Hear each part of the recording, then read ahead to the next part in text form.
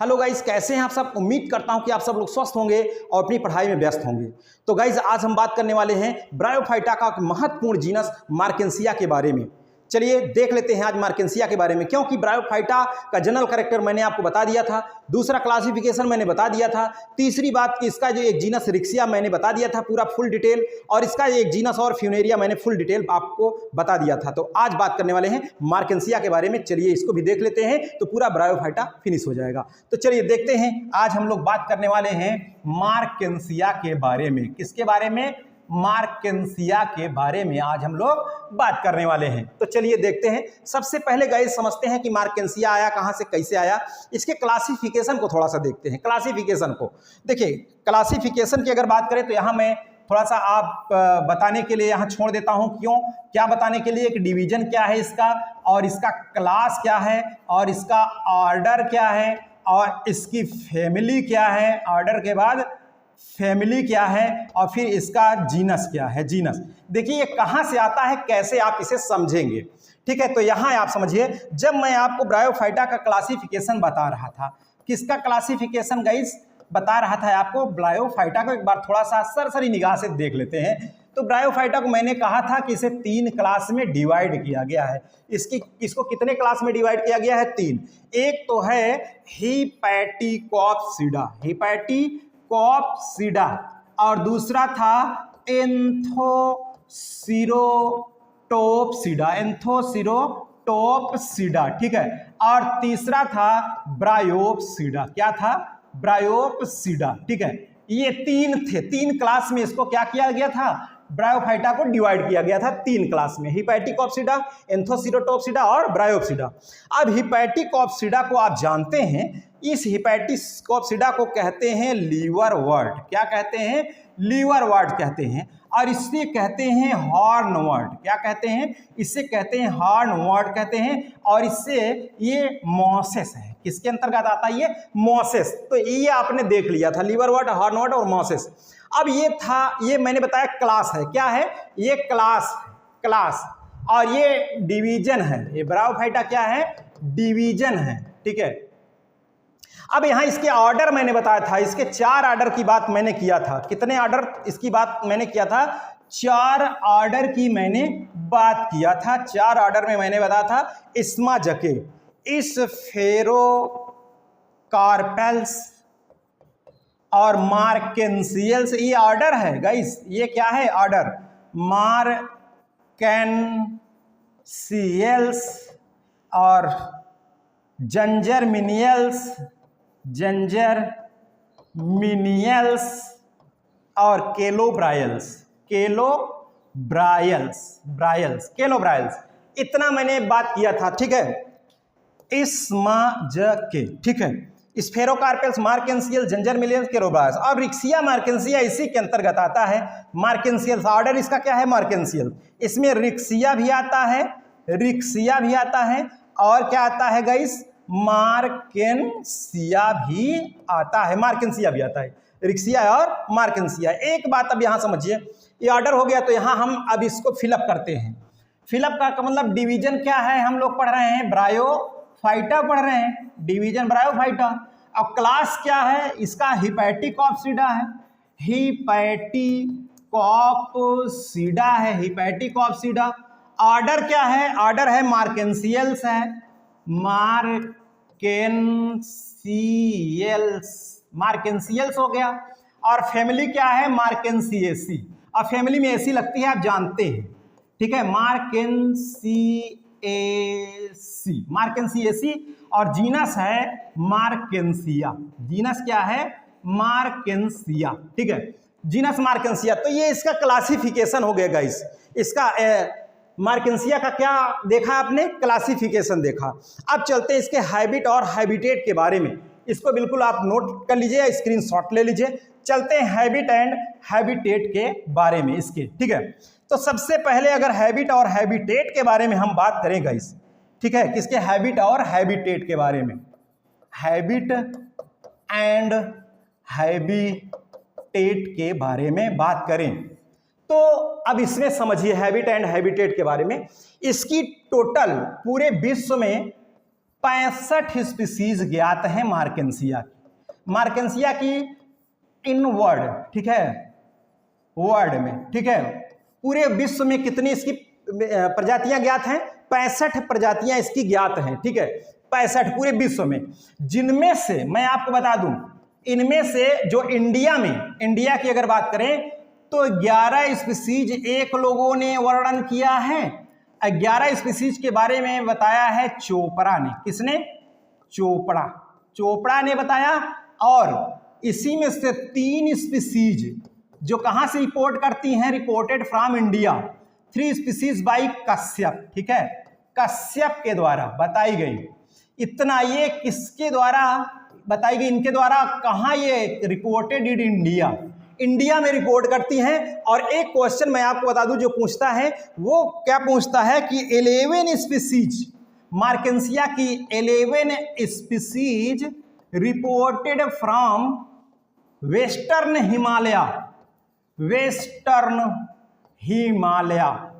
हिमालया, ठीक है।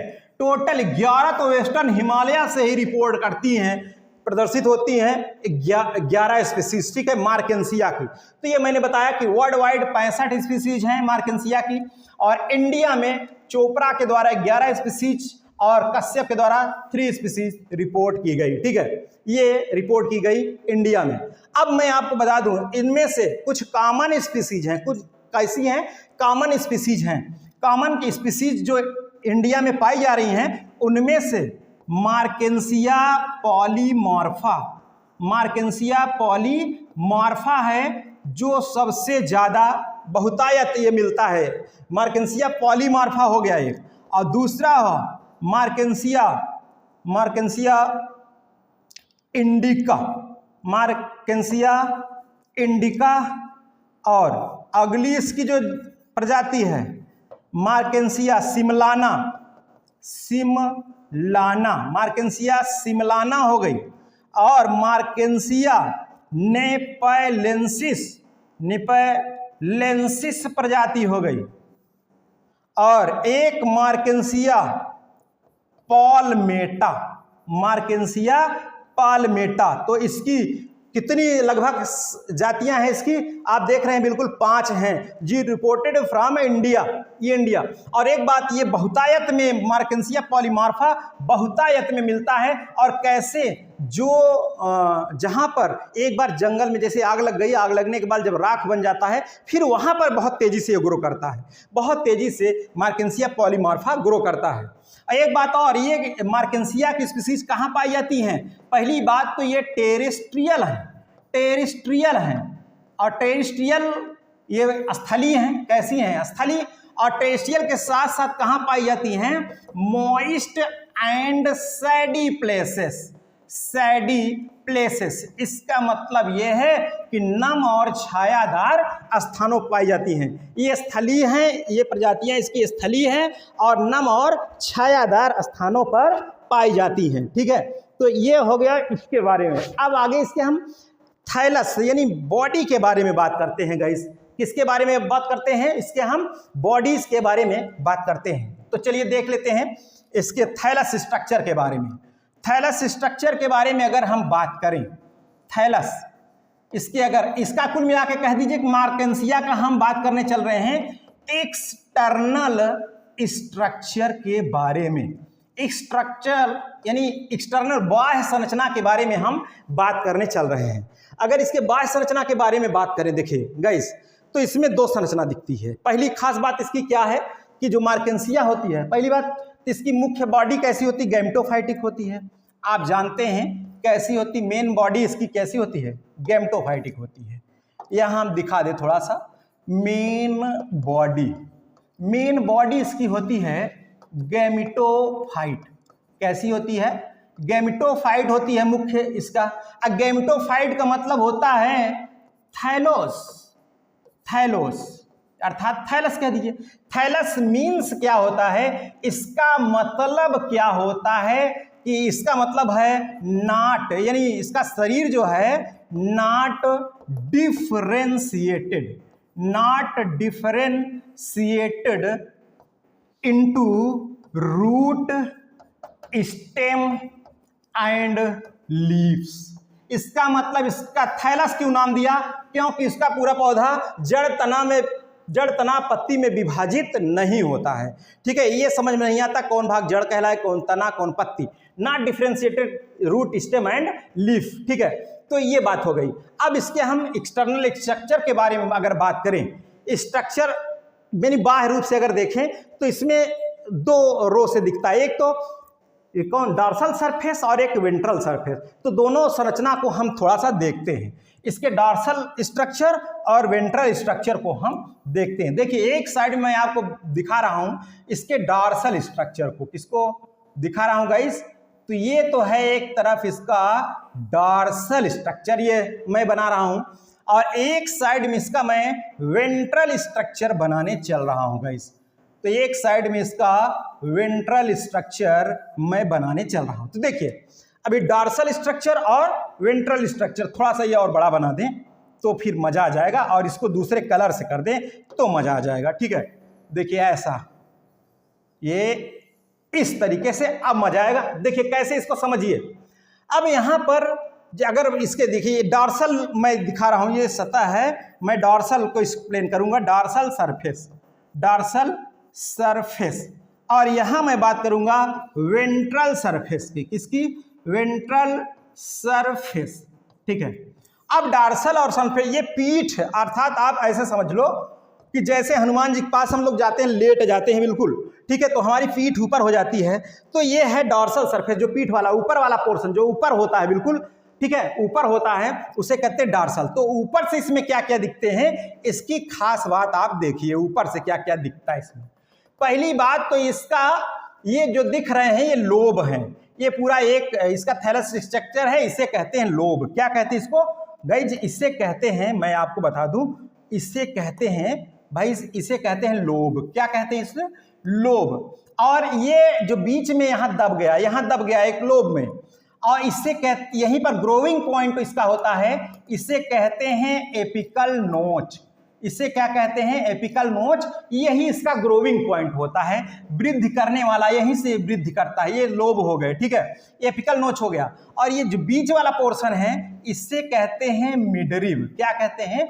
इससे कहते हैं मिडरिब, बीच में, ठीक है। और ये बाहर से अगर हम देखेंगे तो इसकी विशेषता मैं बता दूं थोड़ा सा।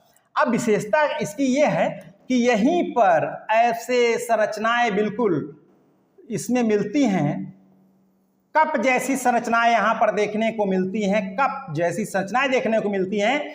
इसी को कहते हैं हम लोग जेमा कप। क्या कहते हैं इसे? जेमा कप नाम देते हैं। ये है जेमा कप, ठीक है गाइस, जेमा कप हो गया। अब इसी जेमा कप के अंदर ही उपस्थित होती हैं जो वेजिटेटिव प्रोडक्शन में ये भाग लेती हैं, इसी के अंदर होती है जिम्मी। क्या होती है? जिम्मी होती है गाइस, जिम्मी। जेमा कप के अंदर क्या होती है? जिम्मी होती है। इसके संरचना को समझिए। और इस इधर ये फ्रिल्ड होती है, इसके चारों तरफ जो मार्जिन्स होती है इसकी, जेमा कप की फ्रिल्ड होती है। अब ये जो संरचनाएं हैं यहाँ पर कुछ सेल्स कैसी बनती हैं उसको भी देख लीजिए, जो सेल्स इसमें बनती हैं, ठीक है। तो इसमें जो सेल्स बनती हैं वो बनती है पॉलीगोनल, ऐसे पूरी सेल्स इसकी इस तरीके से बनी होती हैं, इस तरीके से, ऐसे ऐसे, ठीक है। अब ये मैं पूरा फिलअप कर दे रहा हूं, बट डॉटेड स्ट्रक्चर यहाँ पर इस तरीके से, डॉटेड स्ट्रक्चर ऐसे, इसी तरीके से सब डॉटेड स्ट्रक्चर। तो ये पॉलीगोनल अथवा रोम्बोइडल स्ट्रक्चर, और ये ऐसे पूरा ये भर जाएगा, पूरा इसके अंदर ऐसे ऐसे ये पूरा क्या होगा, ये भर जाएगा, ये पूरी स्ट्रक्चर से, ये ठीक है, ये पूरे स्ट्रक्चर से क्या होगा गाइज, ये भर जाएगा। तो इसी ये संरचना जो बनती हैं ये पॉलीगोनल अथवा रोम्बोइडल स्ट्रक्चर होती हैं। कैसे होती हैं? पॉलीगोनल अथवा रोम्बोइडल, ठीक है, रोम्बोइडल स्ट्रक्चर्स होती हैं। और इन्हीं को कहते हैं, क्या कहते हैं? एयर पोर। क्या कहते हैं इसे गाइस? इसे कहते हैं एयर पोर। अब इस एयर पोर के बीच में यहां पर एयर पोर क्या कहेंगे इसको? एरियोली कहते हैं। क्या कहते हैं? एरियोली कहते हैं गाइज। इसे एयर पोर नहीं बल्कि हम आपको बता दें इससे कहते हैं एरियोली। अब इस एरियोली के अंदर यहाँ छिद्र होते हैं, यहाँ छिद्र होते हैं, थोड़ा दूसरे कलर में हम दिखा दें। ये छिद्र होते हैं ये, ठीक है, इसमें छिद्र होते हैं, इन सब में इसे कहते हैं एयर पोर। क्या कहते हैं इसे? इसे कहते हैं एयर पोर कहते हैं, एयर पोर। एयर पोर किसके अंदर? एरियोली के अंदर। और ये इसकी संरचना कैसी होती है? पॉलीगोनल अथवा रोम्बॉइडल स्ट्रक्चर होती है। तो ये बाहर से संरचना इसकी ऐसे देखने में दिखती है, बाहर से गाइस, ठीक है, बाहर से आपने देखा कैसे दिखती है इसकी संरचना। पहली बात, एपिकल नोच है इसमें और लोब है, आप देख रहे हैं बिल्कुल, ये एपिकल नोच है, ये ग्रोइंग पॉइंट होता है, यहीं से वृद्धि करती है। और उसके बाद जिम्मा कप में क्या है? जिम्मी है, बिल्कुल मिडरिप पर होती है। और किस सरफेस में होती है? डॉर्सल सरफेस में होती है, डॉर्सल सरफेस में। और इसके चारों ओर ये संरचनाएं जो होती है, मैंने बताया क्या, एरियोली, इसमें क्या होते हैं? एयर पोर होते हैं। अब उसके बाद हम थोड़ा सी बात करते हैं इसके वेंट्रल सरफेस के बारे में। किसके बारे में? वेंट्रल सरफेस के बारे में हम बात करते हैं। तो जो इसका वेंट्रल सरफेस है उसको देखिए। इसके वेंट्रल सरफेस में तो यहाँ पर हम आपको बता दें गाइस, सबसे पहले यहाँ होते हैं राइजॉइड्स। यहाँ क्या होते हैं? यहाँ होते हैं राइजॉइड्स होते हैं गाइस, ये होते हैं राइजॉइड्स। क्या होते हैं? ये होते हैं राइजॉइड्स होते हैं। यहाँ पर ये संरचना पूरी की पूरी यहाँ मिला देंगे तो आपके बिल्कुल सुस्पष्ट एकदम समझ में आने लगेगा, समझ में आने लगेगा गाइस। तो ये हो गया, ये हो गई संरचना राइजॉइड्स। क्या संरचना हो गई गाइस? ये संरचना हो गई राइजॉइड्स हो गई, ठीक है, राइजॉइड्स। और यहाँ पर भी ये हुई एपिकल नोच है, ये भी लोब है। अब यहाँ पर होता क्या है? इसके वेंट्रल सरफेस में एक तो राइजॉइड्स होता है, दूसरा स्केल होता है। क्या होता है? राइजॉइड और स्केल, दो संरचनाएं होती हैं यहाँ पर। मैं आपको बता दूं इस संरचना में क्या क्या होते हैं। एक तो राइजॉइड्स होते हैं और दूसरा स्केल्स होती हैं। अब जो स्केल्स होती हैं गाइज, स्केल्स, राइजॉइड दो प्रकार का होता है, एक स्मूथ वॉल्ड राइजॉइड और एक ट्यूबरकुलेट राइजॉइड। और ये जो होते हैं इसके स्केल्स, ये भी एक लाइग्यूलेट होते हैं और एक अपेंडिकुलेट स्केल्स होती हैं। तो इसकी पोजीशन कहाँ है उसको भी आप देख लीजिए। देखिए मैं आपको बता दूं, यहाँ पर सबसे पहले तो ये जो थोड़ी सी लार्ज साइज में होती हैं और near the midrib, near the midrib, ठीक है, ये संरचनाएं, ये कुछ इस तरीके से संरचनाएं होती हैं, इसमें थोड़ी लार्ज में होती हैं ऐसी संरचनाएं, ठीक है, लार्ज में ऐसी संरचनाएं, ऐसी संरचनाएं, ऐसी संरचनाएं, ऐसी। तो ये है क्या है भाई? स्केल्स। और ये स्केल क्या है? और देखिए ऐसी संरचना यहाँ पर भी बनेंगी, यहाँ पर भी बनेंगी ऐसी ही संरचनाएं, ठीक है, ये इधर भी, ठीक है, ऐसी। ये है अपेंडिकुलेट स्केल। ये इससे क्या नाम देंगे? अपेंडिकुलेट स्केल, ठीक है, अपेंडिकुलेट ये स्केल है, अपेंडिकुलेट ये स्केल हो गई, ठीक है। अब इसकी बाहर की तरफ, इसके बाहर की तरफ थोड़ा सा देखिए कौन सी स्ट्रक्चर होती है इसके बाहर की तरफ। यहाँ पर ये थोड़ा छोटी होती है, स्मॉल होती है साइज में। कैसी होती है? छोटी, स्मॉल देन द अपेंडिकुलेट। इसे कहते हैं लाइग्यूलेट स्केल। इसे क्या कहते हैं गाइज? इसे कहते हैं लाइग्यूलेट स्केल। ये लाइग्यूलेट स्केल हो गई, ये बाहर की तरफ। देखिए ये एट द मार्जिन, ये मार्जिन की तरफ है, ठीक है। लाइग्यूलेट स्केल किधर है? नियर मार्जिन, नियर मार्जिन की तरफ है, मार्जिन किनारे की तरफ से, और मार्जिन की तरफ। और जो अपेंडिकुलेट है ये किधर है? नियर द मिडरिब, ये नियर मिडरिब, मिडरिब की तरफ है गाइस। और एक बात और, अब यहाँ पर समझिए, इसकी तो बात कर लिया, अब यहाँ आपको एक चीज और ध्यान देना पड़ेगा गाइस, ठीक है। अब ये राइजॉइड और स्केल, इनके बारे में मैं बात कर रहा था, तो इसके बारे में भी थोड़ा सा आप समझ लीजिए, राइजॉइड्स और स्केल के बारे में, ठीक है। तो चलते हैं राइजॉइड और स्केल के बारे में थोड़ा सा बात करते हैं, ठीक है, राइजॉइड और स्केल के बारे में। तो ये संरचना उम्मीद करते हैं कि आपकी समझ में आ गई होगी। तो अब राइजॉइड और स्केल के बारे में थोड़ा सा मैं यहाँ बात कर लेता हूँ, राइजॉइड और स्केल के बारे में। तो देखिए, जो अगर मैं राइजॉइड के बारे में बात करूँ, राइजॉइड्स, तो राइजॉइड्स ये दो प्रकार के होते हैं। कितने प्रकार के गाइस? दो प्रकार के होते हैं। एक तो होता है स्मूथ वॉल्ड, स्मूथ वॉल्ड और दूसरा होता है ट्यूबरकुलेटेड राइजोइड, ट्यूबरकुलेटेड राइजोइड, ठीक है। दो प्रकार का होता है। स्मूथ वाल्ड जो राइजोइड होता है ये कैसा होता है, ये होता है थिक, कैसा होता है, थिक। और ये होता है नैरो, कैसा होता है, नैरो, ये पतला होता है। और वो कैसा होता है, वो थोड़ा सा वो मोटा होता है, थिक होता है, ठीक है। थिक एंड ब्रॉड होता है, थिक एंड ब्रॉड, आप कह दीजिए थिक एंड ब्रॉड होता है। और ये नैरो, और इसमें पेग लाइक स्ट्रक्चर होती है, धांसी जैसी संरचना, पेग लाइक स्ट्रक्चर। अगर इसकी संरचना को हम देखेंगे इस, तो जो स्मूथ वाल्ड है कुछ इस तरीके से। अच्छा, एक बात और राइजोइड्स के बारे में, ये राइजोइड्स जो होते हैं ये होते हैं यूनिसेलुलर। राइजोइड्स कैसे होते हैं गाइस, ये होते हैं यूनिसेलुलर होते हैं, यूनिसेलुलर होते हैं, ठीक है, कौन, राइजोइड्स। और अनब्रांच होते हैं, यूनिसेलुलर और अनब्रांच्ड होते हैं, यूनिसेलुलर एंड अनब्रांच्ड। इनका काम क्या है, अर्थात फंक्शन इनका क्या है, फंक्शन देख लीजिए। इनका जो फंक्शन है राइजोइड्स का, इनका फंक्शन होता है प्रोवाइड न्यूट्रिशन, ठीक है, न्यूट्रिशन एंड फिक्सेशन, फिक्सेशन, ठीक है। ये क्या करता है, फिक्स करता है, फिक्सेशन, ठीक है, फिक्स करता है बिल्कुल आधार से, ठीक है, आधार से इसके बॉडी को क्या करता है, ये फिक्स कर देता है, तो इसका फिक्सेशन हो गया। और इसी कारण से analogous root of higher plant कहा जाता है, analogous root of higher plant, ठीक है, analogous, analogous, analogous root of higher plant, analogous root of HIGHER higher plant, ठीक है। उच्च कुल के पौधों की जड़ों से इसकी समानता प्रदर्शित की जाती है, ठीक है, इसके उच्च कुल के पौधों की जड़ों के साथ इसकी समानता प्रदर्शित की जाती है गाइस। तो ये इसका जो है राइजोइड्स के बारे में मैंने बताया। अभी इसके स्मूथ और जो ट्यूबरकुलेट है, ठीक है, स्मूथ एंड ट्यूबरकुलेट की मैं बात जो कर रहा हूँ, उसकी स्ट्रक्चर को अगर देखेंगे तो जो स्मूथ वाल्ड होता है कुछ इस तरीके से होता है, बिल्कुल सपाट।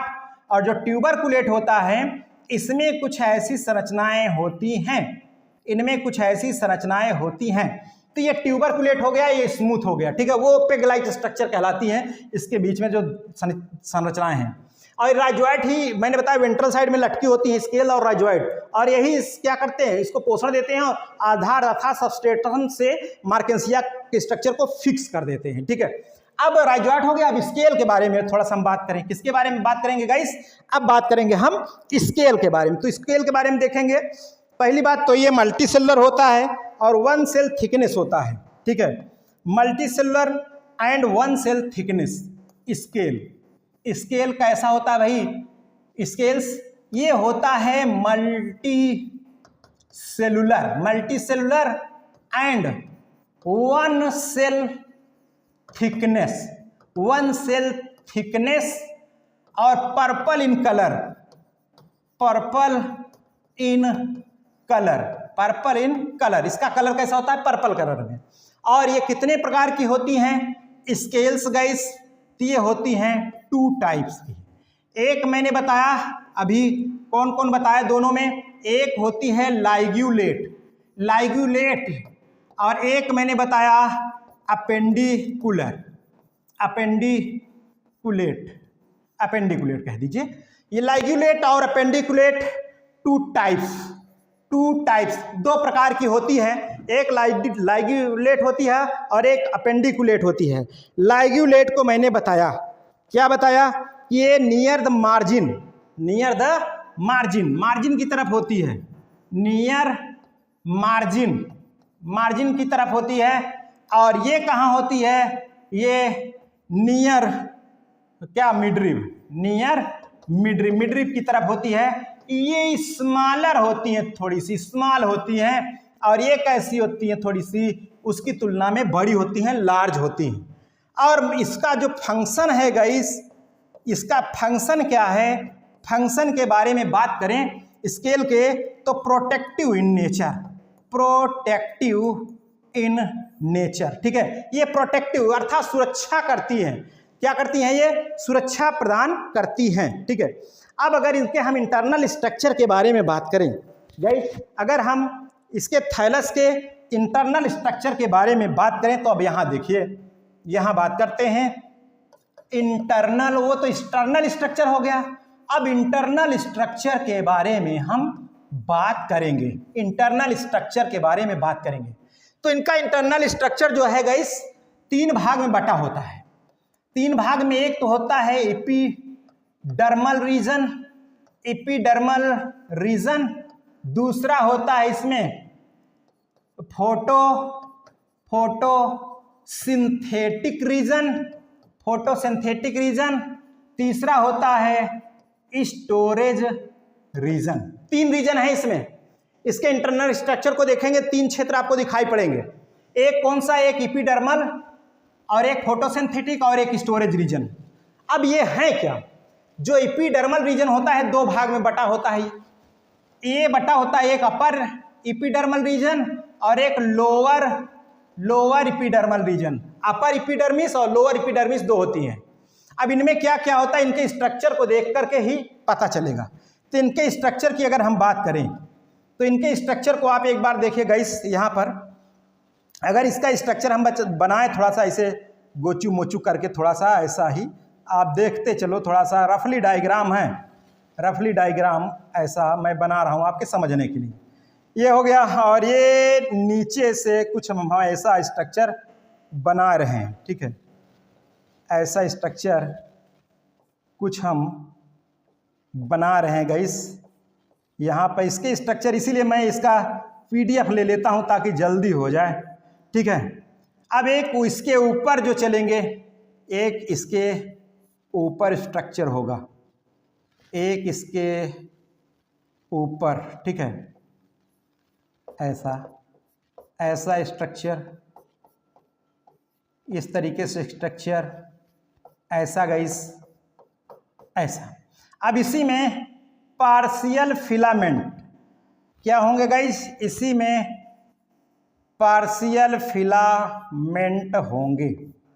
यहाँ पर भी पार्शियल फिलामेंट होंगे गाइस, पार्शियल फिलामेंट, और यहाँ पर भी होगा पार्शियल फिलामेंट यहाँ पर। अब इसमें भरे होंगे, क्या भरेंगे, इसमें क्लोरोप्लास्ट भरे होंगे गाइस, इसमें क्लोरोप्लास्ट भरे होंगे, इसमें भी क्लोरोप्लास्ट, इसमें भी। ये चूंकि फोटोसिंथेटिक रीजन है, और इनमें भी, इनमें भी, इनमें भी। और यहाँ पर जो कुछ संरचनाएं ऐसी बनती हैं, एसिमिलेटरी फिलामेंट।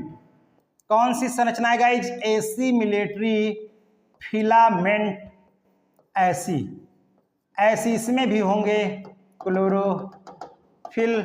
ये पूरे हरे हरे से होंगे, हरे हरे से स्ट्रक्चर होंगे गाइस। अब ये तो संरचना हो गई ऊपर की। अब इसके नीचे जो संरचना होती है उसको भी थोड़ा सा देख लीजिए। इसके नीचे की स्ट्रक्चर कुछ इस प्रकार से बना होता है, इसके नीचे का स्ट्रक्चर कुछ इस प्रकार से बना होता है। ये कलरलेस होता है।